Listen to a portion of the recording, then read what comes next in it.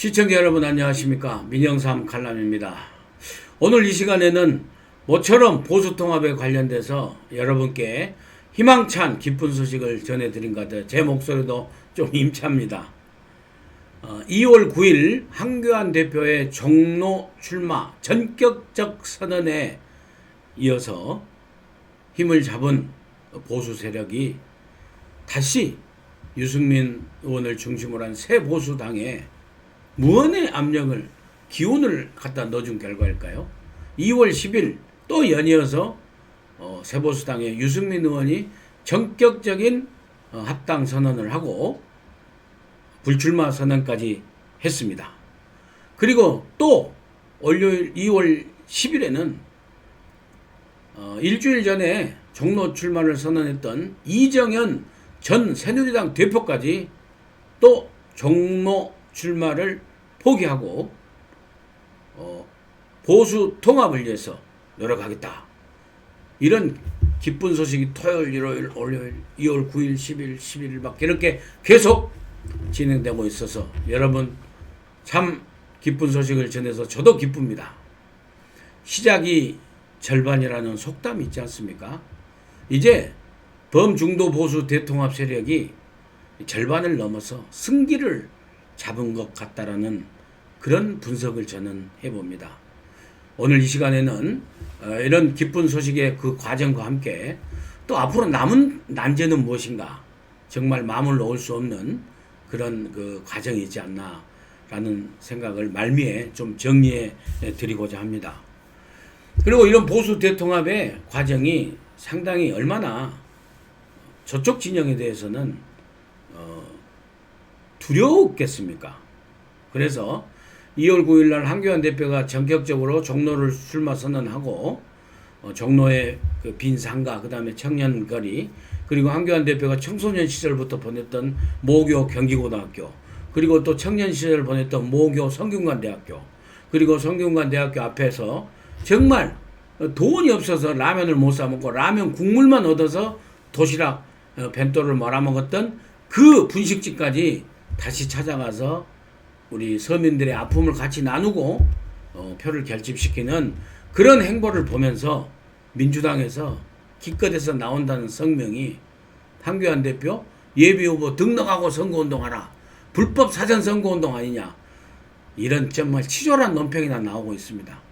오직이나 답답했으면 그랬을까요? 그런데요, 정말 저쪽 진영이 힘들긴 쫄았는 모양입니다. 애들 말로.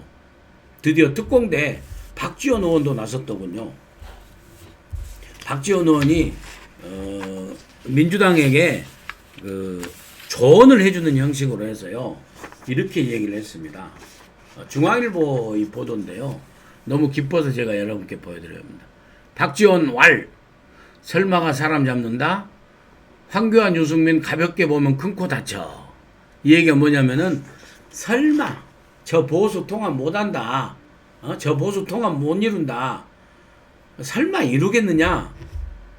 근데 지금 보수 대통합의 길이 거의 다 완료돼 가고 있기 때문에 설마가 사람 잡는다, 황교안 유승민 가볍게 보지 말아라, 큰 코 다친다, 이렇게 얘기를 했습니다. 근데 저는 어떤 사람이 큰 코인지 몰라도 문재인 당의 큰 코는 이미 절반 이상은 베어버렸다, 저는 그렇게 생각을 합니다. 황교안 대표의 전격적인 종로 출마 선언과 행복, 그리고 이어지는 유승민 의원의 정말 그 응답이라고 할까요?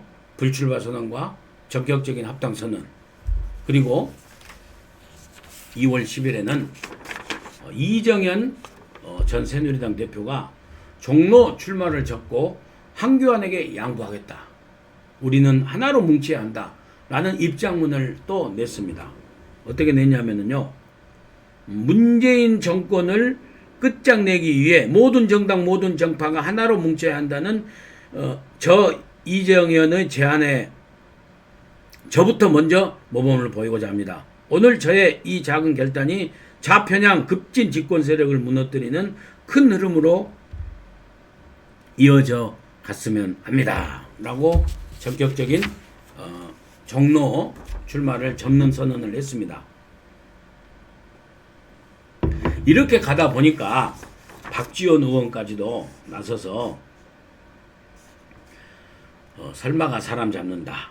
진보 진영이 4.15 총선에서 승리하려면 보수 대통합에 대비해 뭉쳐야 한다라고 얘기를 했습니다.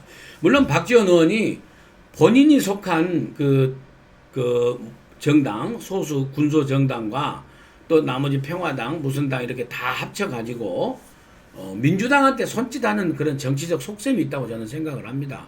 그렇지만은 또 한편으로는 액면 그대로 보면은 보수 대통합이 이렇게 이루어질 적에는 역시 굉장한 파괴력이 있다. 그래서 단순히 자유한국당을 중심으로 하는 대통합 신당, 보수 대통합 신당이 가칭 중도 보수 대통합 신당이 일당을 넘어서 과반을 넘어서 정말 상당한 의석을 차지해버릴 그럴 가능성이 상당히 있기 때문에 박지원 의원이 이렇게 미리 엄살이 아니라고 저는 액면 그대로 실질적으로 판단을 한 겁니다. 그래서 이렇게 보수 대통합이 뭉쳐서 이렇게 큰 힘을 괴력을 발휘할 가능성이 있기 때문에 좌익 진보 세력도 뭉쳐라. 그러기 위해서는 문재인당, 민주당 너희들만 가지 말고 호남에 있는 우리 군소 야당, 그렇게 해서 평화당, 바른미래당, 호남 잔류파, 손학규 대표를 중심으로 한, 그리고 대한신당 박지원 의원이 있는, 이렇게 해서 여기까지 선거 연대를 하자. 그렇게 해서 자기가 목포에서 지금 후보 단일화로 지금 가려고 하는 그런 속셈으로 이렇게 솔직히 좀 아부한 게 아닌가, 그런 정치적 속셈이 있지 않나 하는 생각이 듭니다. 그렇지만은 박지원 의원의 그런 정치적 속셈을 드러내서 이런 그 진보 좌익의 소통합 중통합을 갖다가 이렇게 희망하는 이런 그 공개적인 발언은 결국에 보수 대통합이 뭉치기 때문에 굉장히 두려움으로 작용한 것이다. 저는 이렇게 해석을 해봅니다. 여담으로 말씀드리면요, 목포 상황은 제가 목포 저희들 식구들이나 또 저희 조카들 그리고 친구들한테 이렇게 들어보면 아무튼 지금은 민주당의 경선 과정이기 때문에 경선 과정에 이 세 후보의 지지율을 합치면은 박지원 후보보다도 지금 더 높답니다. 그러니까 박지원 후보가 지금 1등은 1등이에요. 박지원 후보, 그 다음에 정의당의 윤소아 후보, 그리고 민주당의 이 3명, 그래서 5명이 여론조사를 하면은 박지원 후보가 1등인데, 이 민주당의 3명 후보를 산술적으로 물론 합치면 꼭 된다고는 아니지만은 합쳐도 지금 이 박지원 의원의 지지율, 여론조사 지지율을 이긴다고 합니다. 거기다가요, 손혜원 의원이 꼭 내려와서 박지원 떨치기를 한다고 그래가지고 지금 굉장히 목포에서는 박지원 의원이 쉽지 않은 게 사실입니다. 그래서 민주당과 대한신당 박지원 의원과의 어떤 후보 단일화 선거연대 이런 걸 또 염두에 둔 게 아닌가 이런 생각이 듭니다. 그리고요, 또 한 가지 희망적인 것은요, 성동규 여의도 연구소 연구원 원장 성동규 교수가 한교안이 이낙연을 이긴다라고 전망을 했습니다. 근데 성동규 교수에 의하면은요, 사실은 뭐냐면은 그동안에 우선 이제 한교안의 결단과 유승민의 이런 그 합당 선언 이런 것들이 결국에는 이 그 보수를 지지하는 그런 분들을 갖다가 샤이 보수로 만들고, 그 다음에 또 한국당을 지지하면서 손이 안 나게 샤이 한국당으로 만들었던 게 샤이 한국당, 샤이 보수 이런 분들이 여론조사에 잡히지 않는 이런 분들이 어떤 패배의식에 빠져가지고 한국당을 포함한 보수를 지지하는 등에서 좀 이렇게 손 놓고 있다가 이제는 한번 해봐야 되지 않게 해볼 수 있다라는 어떤 패배의식을 버리고 자신감을 얻어서 결집할 것이다. 그런 조짐이 우선 선거운동을 하는 당원들부터 아주 그 힘차게 지금 할실히 움직이고 이렇게 활발하게 움직이고 있다. 당원들이 열심히 움직이는 게 상당히 다르거든요. 그러면은 결국에 지지층들도 당원들부터가 패배의식에 빠져나오면 그 선거는 패배의식에 빠져오면 그 선거는 안 되지 않습니까? 그런데 당원들이 패배의식을 떨치고 자신감을 갖고 하면은 결국에는 잠재적 지지층들도 숨어있는 샤이 보수, 샤이 한국당 지지층들도 결집해서 결국 유인해낼 수 있는 그런 측면에서 기세를 한교안 대표가 전격적 선언으로 잡아냈다. 그리고 그 기세에 주막하편 달리는 말에 채찍질을 하듯이 유승민의 전격적인 합당을 이렇게 선언했다. 이렇게 생각을 의견을 필요하고 저는 또 그렇게 분석을 합니다. 그리고 특히 정권 심판에 대한 그런 민심이 뚜렷하게 사실은 여론조사에 아직 반영이 안 되고 있는데 실질적으로 이 경제 실정 그리고 정치 사회적으로는 폭정, 경제적으로는 완전 실책과 실정, 서민 경제를 완전히 무너뜨려버리는 경제적 오류, 그리고 이 사회적으로는 검찰 개혁이라는 이름하에 무조건 독선적이고 거의 신독재라고 할 수 있는 그런 폭정, 그리고 안보에 있어서는 완전히 그냥 무장해제해버리는 그런 친북한, 친중 정책, 이런 것들 때문에 이런 것들을 심판하고자 하는 여론조사는 반영이 안 됐는데 바닥 민심에서는 상당히 모아지고 선거 날이 다가오면 다가올수록 현 문재인 정부 3년 실정법과 폭정에 대한 심판에 그런 그 민심이 모아질 것이다. 그래서 충분히 탄력을 받아서 이길 수 있다라고 또 그렇게 분석을 했습니다. 예. 그런 측면에서 저는 사실은 확신합니다. 솔직히 다른 평론가들이 지금 조심스럽게 여기 방송에서 얘기를 하는데요. 저는 이 기세로 가면은요 굉장히 희망적이다라고 저는 확신합니다. 또 여러분들께서 민영삼 가려면 맨날 그냥 희망적인 얘기만 희망 고문한다고 하실지 몰라도 이번에도 진짜입니다. 그리고 제가 보수 통합에 대해서는 쭉 이렇게 얘기를 쭉 분석을 여러분들께 브리핑 해드려 왔지 않습니까?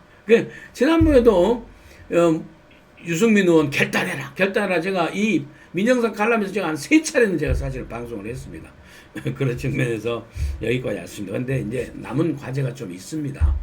남은 과제가 좀 걱정되는 게 우선 그 자유한국당 내에서 보면은 이제 김병준 전 비대위원장이나 이런 분은 좀 설득이 됐어요. 설득이 됐는데 유승민 의원이 그래도 좀 서울의 수도권에 한번 젊은층, 중도층을 위해서 출마하는 게 좀 좋지 않느냐는 저는 생각을 갖습니다만은 그거 포함해서 무엇보다도 홍준표 전 대표께서 이제 수도권으로 올라오셔야 된다.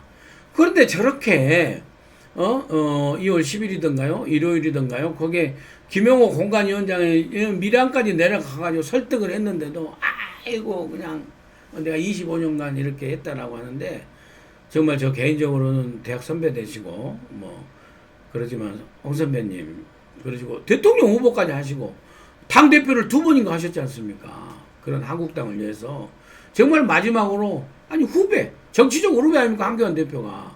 그 후배들이 보여준 그런 헌신에 대해서 한 번 더 헌신하십시오. 어려울 때 당을 지키고 대통령 후보로 나간 거 다 인정하지 않습니까? 당원들과 지지자 다 인정하지 않습니까? 그래서 정말 통 크게 한 번 더 마지막으로 헌신해야만이 정말 그런 어른스러운 모습을 보여주셔야만이 오히려 홍준표 전 대표의 대권의 길도 저는 훨씬 더 크게 열린다고 봅니다. 저는 고향에서 그런 무소속으로 버텨가지고 당선됐다 칩시다. 그 대권 후보로 오겠습니까? 당원들이 해주겠습니까? 그럼 당 안 하고 새로 당 만들어서 대통령 나오시려고 그럽니까? 정말 그래서 다시 한번 홍준표 선배님, 홍준표 전 대표에 이렇게 올라오시면 되고, 그 다음에 김태호 전 경남지사 같은 경우에는 저는 좀 거기서 김두관 지사하고 붙여서 경남 선거를 좀 마크할 수 있는 그런 역할도 좋고요. 꼭 그 고향 거창 거기서 있지 말고 옮겨서 김해을이나 양산을로 옮겨가지고 김두관하고 붙을 생각을 하고 거기서 가장 노무현 거기 적지 거기 가서 한번 붙고, 그렇지 않으면 수도권으로 올라와서 청년들에게 미래 힘을 보여주고 차기 대권 주자 아닙니까? 경남도지사를 2번이나 하고 국무총리 후보까지 올랐고 물망에 올랐고 그런 차기 지도자가 서울에 올라와서 홍정욱 전 의원이라든지 이런 사람들하고 이현주 의원이라든지 나경원 의원 그리고 이렇게 붙고 말이요. 그렇게 해야 충청권의 중부권의 또 대선 후보들 정진택 의원, 정우택 의원이라든지 그리고 강원도의 김진태 의원이라든지 이런 사람들과 다 함께해서 대권 경쟁을 해야 그렇게 되는 거지. 12일용이 되든지 간에 12제자가 되든지 그렇게 해야 더 대권의 길이 보이지 않겠습니까? 저는 그렇게 생각합니다. 당내에서는 그런 힘을 모아야 된다라고 생각하는 게 좀 남은 이제 과제라고 생각을 합니다. 아주 뭐 큰 흐름이 잡혔기 때문에 이제는 이것도 같이 해야 되고 또 이제 바깥에 계신 분들 보면은 조원진 의원의 우리 공화당 그리고 우리 공화당과 또 잠깐 이제 좀 이렇게 틀어졌다 할까요? 홍문종 의원의 뭐 친박 신당. 근데 제가 지금 뭐 들은 바로는 조원진 의원 같은 경우는 이제 유승민 의원이 전면에 안 나서고 이렇게 한국당이 중심이 돼서 통합을 이루고 하면은 선거 연대나 이런 통합의 물결에 같이 합류할 수 있다라는 의견을 피력한 걸로 저는 전에 들었습니다. 정말 다행이라고 생각을 하고요. 우리가 다 박근혜 대통령 생각하는 조원진 의원 그동안 정말 3년 가까이 고생한 조원진 의원의 그 정치력과 그 희생과 헌신에 대해서 누가 박수를 안 보내고 누가 칭송 안 할 수가 있겠습니까? 그리고 홍문종 의원도 마찬가지로 생각합니다. 홍문종 의원께서도 이 범보수 대통합의 대호에 참석하신다고 생각을 하는데 아직은 입장을 발표 안 하시니까 좀 아쉽긴 합니다만은 그리고 더 나아가서 김문수 의원께서도 3% 정당으로 해서 그 정당 갖고 있으면 또 뭐 하겠습니까? 정말로 수도권에 경기도지사 2번이나 하셨지 않습니까? 예? 그렇게 해서 다 같이 범보수 단일 신당으로 해가지고 제가 개인적으로 생각하면요 김문수 전 지사처럼 수도권에서 경쟁력 있고 경기도지사를 TK 출신이 서울대학교 나와가지고 노동운동하다가 보수 세력에 합류해서 박근혜 대통령과 뜻을 같이 해가지고 경기도지사까지 2번이나 하고 그렇게 하면 서울시장까지 나갔고 얼마든지 좋은 대통령 후보군 아니겠습니까? 보수 진영에서 봤을 때는 그런 측면에서 혼자 3% 정당 되면 뭐합니까? 5% 정당 되면 뭐합니까? 저는 개인적으로 민영선 칼럼 그렇게 생각을 합니다. 그래서 정말 다 합쳐야 된다.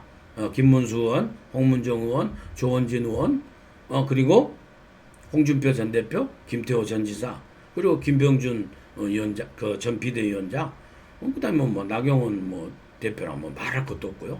전부 다 합쳐서 그다음 홍종욱 전 의원, 그다음에 이현주 의원이야말로 또 차세대 미래 주자 아니겠습니까? 그리고 또 일찍이 당원들을 갖다가 함께 호흡한 오세훈 전 시장 같은 경우 광주 내려서 추미애 잡으러 갔다가 추미애 도망가 버려 가지고 얼마나 잘 됐습니까? 그런 측면에서 다 스크럽자고 이렇게 가야 된다. 오직 했으면은 중도보도 호남인 저도 그 대열에 갔겠습니까? 그리고 김영한 의원이 4선 의원에 장관까지 하신 분, 그다음 문병호 의원이 재선 의원에 또 문병호 의원 같은 경우는요, 전 의원 같은 경우는 부인이 현직 대법관이에요. 현직 대법관입니다. 이 정부에서. 그럼에도 이 범중도 대보수 연합에 또 이렇게 왔지 않습니까? 그리고 박영준 교수가 또 얼마나 통합추진위원장으로 고생하고 또 정의화 전 국회의장까지 자유와 공화 세력 다 이렇게 지금 모이고 있는데 다 모여야 된다고 생각을 합니다. 이 난제만 해결되면은 정말 이건 희망 수준을 넘어서 확실하다. 저는 그렇게 생각을 합니다. 다음 시간에 또 기회 있는 대로 범보수 대통합에 관해서 브리핑을 해드리도록 하겠습니다. 끝까지 시청해 주신 여러분 대단히 감사합니다. 또 뵙겠습니다.